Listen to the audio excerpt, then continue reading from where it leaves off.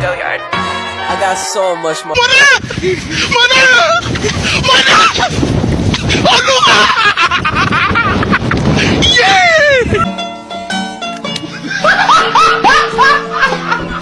Are ya ready, kids? Aye, aye, Captain! I can't hear you. Aye, aye, Captain! Oh!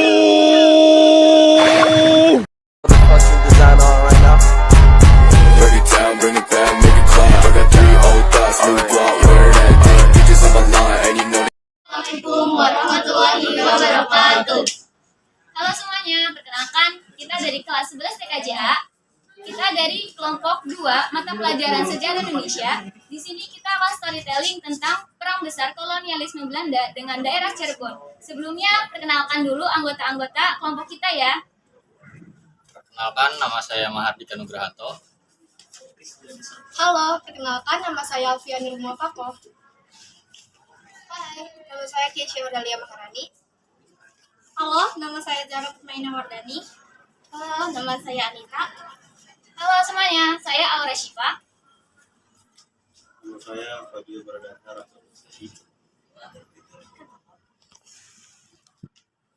Proyek storytelling ini kami laksanakan dengan rasa keingintahuan yang sangat besar tentang sejarah kolonialisme yang terjadi di daerah kami.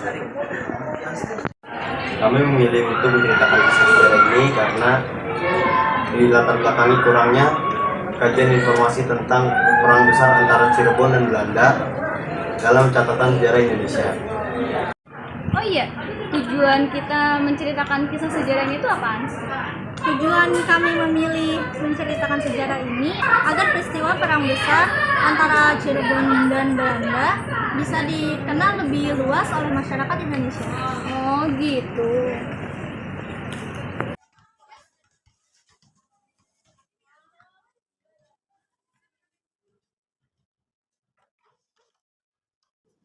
Oke. Mau tanya dong, gimana sih awal mula kisah ini tuh? Jadi awal mula terjadinya perang besar antara Cirebon dan Belanda adalah pembagian wilayah kerajaan Cirebon yang dilakukan oleh Sultan Agung Tirtayasa. Pembagian tersebut ditujukan untuk ketiga putra pangeran dari kerajaan Cirebon. Putra pertamanya yang bernama Martawijaya mendapat wilayah Kasepuhan, sedangkan putra keduanya yang bernama Kartawijaya mendapat wilayah Kanoman.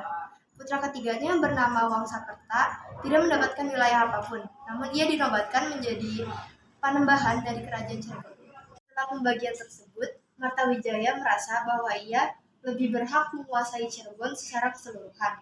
Dengan ambisinya, ia meminta bantuan kepada VOC untuk mendapatkan kekuasaan Cirebon secara sepenuhnya. Begitu juga dengan Wangsakerta yang ingin menguasai Cirebon. Namun di sisi lain, Kartawijaya merasa sudah adil dengan pembagian tersebut. Namun setelah ia mengetahui bahwa Martawijaya meminta bantuan kepada VOC, Kartawijaya pun meminta bantuan kepada Kesultanan Banten untuk berjaga-jaga. Aku tahu kelanjutannya.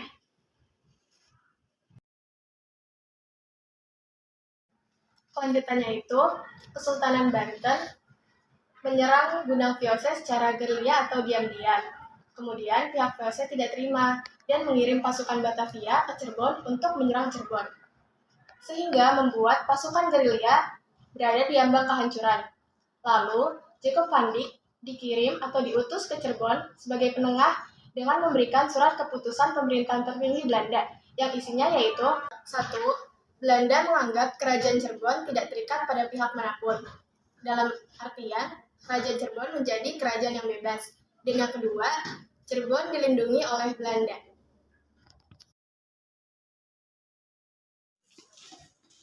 Nah, pada saat yang sama, Gubernur Jenderal Ditlov dan penasehat yang diketuai oleh Cornelis Jansun telah menyusun perjanjian untuk ketiga penguasa Cirebon, yaitu ketiga putra dari Pangeran Girilaya yang bernama Kartawijaya, Martawijaya, dan Wangsakerta. Lalu, Cornelis Jansun diangkat menjadi Gubernur Jenderal Hindia Belanda, sementara Rijeklof mengundurkan diri. Di saat yang sama, Hiren ke-17 selaku penguasa tertinggi VOC menawarkan anak dari Rijeklof untuk menempati posisi pemerintahan tertinggi Belanda. Nah, perjanjian yang dibuat Riebeeck dan Cornelis akhirnya disetujui oleh Belanda, lalu diserahkan kepada Cirebon melalui 7 utusan dari Kesultanan Cirebon pada awal tahun 1681. Lalu beberapa hari kemudian, Cirebon dipaksa oleh VOC untuk membuat perjanjian yang mengatakan bahwa Cirebon merupakan sekutu setia dari VOC. Lalu terjadi perundingan antara VOC dan Cirebon yang memaksa Cirebon untuk membuat perjanjian tersebut. Namun akhirnya, perjanjian tersebut berhasil diberlakukan pada pertengahan tahun 1681.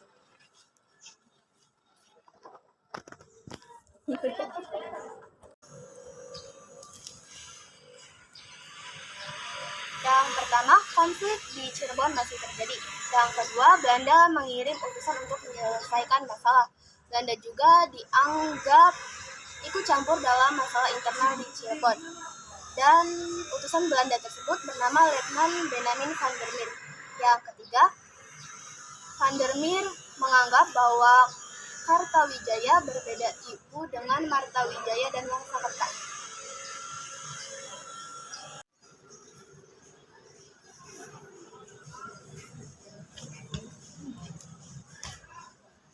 Pada 1685, Belanda kembali mengirim utusan ke Cirebon yang bernama Francois de Taa. Pada masa Francois, dibuat perjanjian baru yang berisi pernyataan-pernyataan dan hal-hal yang harus dipatuhi oleh para sultan Cirebon. Di antaranya, yang pertama, VOC adalah penguasa Cirebon. Yang kedua, para sultan tetap memerintah, namun masih di bawah kekuasaan VOC. Yang ketiga, para sultan tidak bisa memberi perintah tanpa sepengetahuan VOC. Yang keempat, masalah pemerintahan diurus oleh para sultan. Yang kelima, VOC berhak membangun benteng di daerah Cirebon. Namun, perjanjian tersebut tidak bisa mengatasi konflik yang ada di Cirebon, karena Francois dianggap lebih memihak kepada Kartawijaya.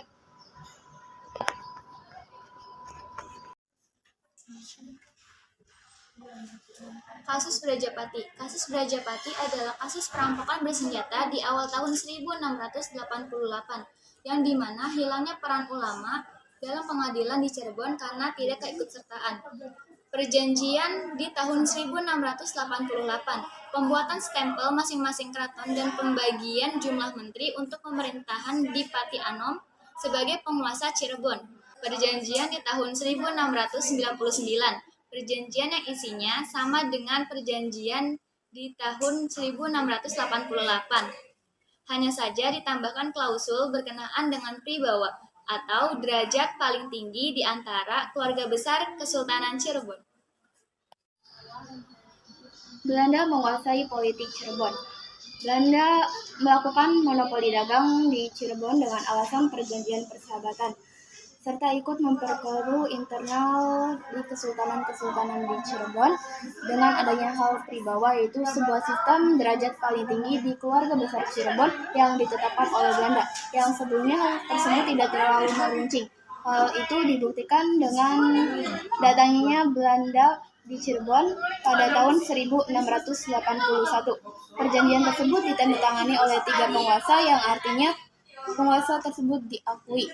Pada tanggal 3 November 1705, Belanda mengeluarkan sebuah surat ketetapan agar aksara Carakan Jawa digunakan sebagai aksara tulis yang berlaku pada tanggal 9 Februari 1706. Penyelesaian masalah pribawa. Pada tahun 1752, Belanda menghentikan mekanisme pergeseran posisi peringkat dalam Kesultanan Cirebon dan menetapkan peraturan pergantian penguasa ke Kesultanan Cirebon digantikan oleh putranya masing-masing. Keadaan di Kesultanan Kesubuhan. Kebanyakan kesultanan dibatasi oleh Belanda, seperti kedudukan kesultanan sebagai penguasa politik digantikan oleh pejabat presiden dan bupati, serta para sultan tidak memiliki wewenang untuk mengurus masalah internal. Belanda menggunakan dasar sebagai tanda atas kebangsaan seseorang. Sebagai gantinya, Belanda memperlakukan sultan tersebut seperti aparat sipilnya dengan memberikan tunjangan bulanan dan dana pensiun. Pada masa kepemimpinan Sultan V Syafiuddin terjadi perbaikan di Taman Sari dan di Gua Sunyaragi yang difungsikan untuk markas prajurit dan tempat pembuatan senjata. Sultan juga memiliki markas di garis belakang yang berada di Desa Matangaji. Upaya Belanda untuk bekerjasama dengan Sultan pun ditolak, sehingga Sultan pindah ke Desa Matangaji karena tekanan dari Belanda.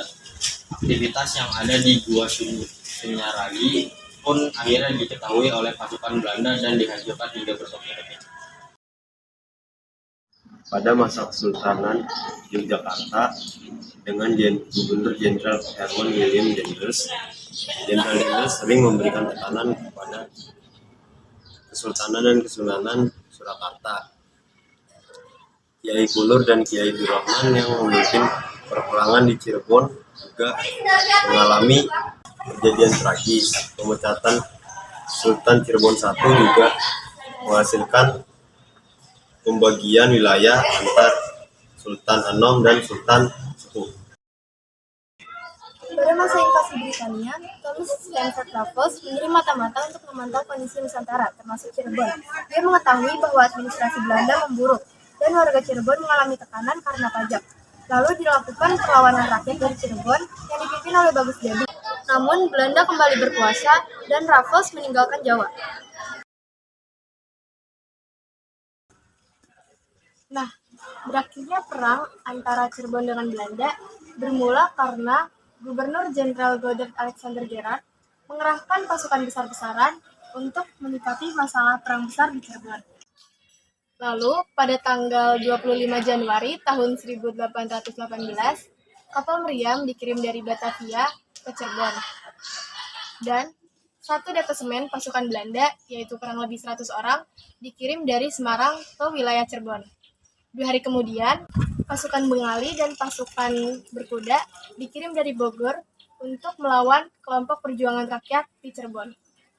Setelah itu, pada tanggal 1 Februari tahun 1818, pasukan Belanda pergi ke wilayah Jamblang dan berencana untuk menyerang wilayah Pendondong, yang dimana sebagai pusat dari kelompok Bagus Jabin.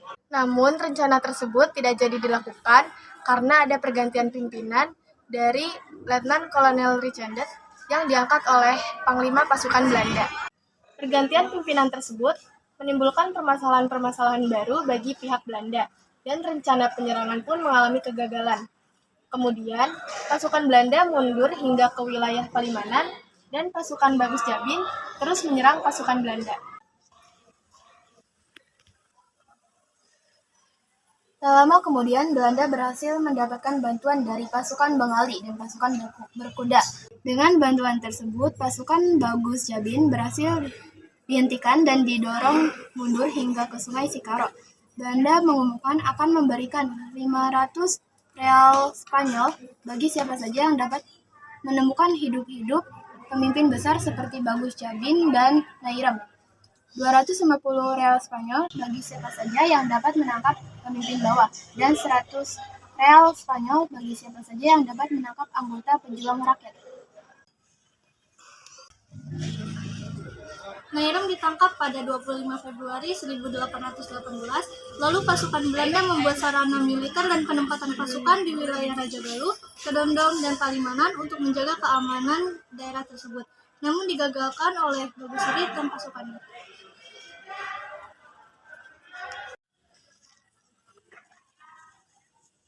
Belanda mengumumkan akan memberikan 2.200 gulden bagi yang dapat menangkap Bagus Serit, baik dalam keadaan hidup maupun dalam keadaan mati.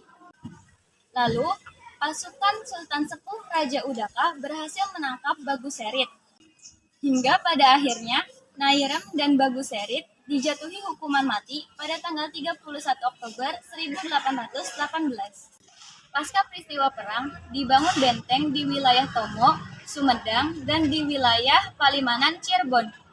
Dilanjut dengan pemberian penghargaan kepada beberapa bupati Hindia Belanda.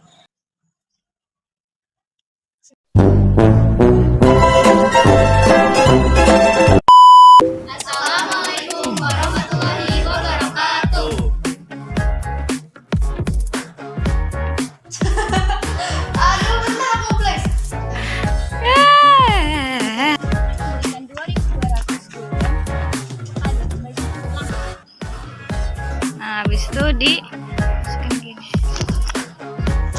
Kita kan storytelling, Ini bocah lama banget ini nih. lalu gimana tadi storytelling apa? Otodidak di kamera Neng neng neng. atau tidak terikat pada kerajaan. Perperangan di Cirebon juga mengalami Kapal meriam dikirim dari lupa daerahnya. Lalu dilakukan perlawanan rakyat dari Cirebon yang dipimpin oleh Bagus Dali. Namun, tiba Tolak yang diangkat oleh Letnan Kolonel Richendet yang namun di sisi lain dengan bantuan tersebut dari pihak pasukan Belanda dan Belanda menganggap Belanda mengumumkan akan memberikan 500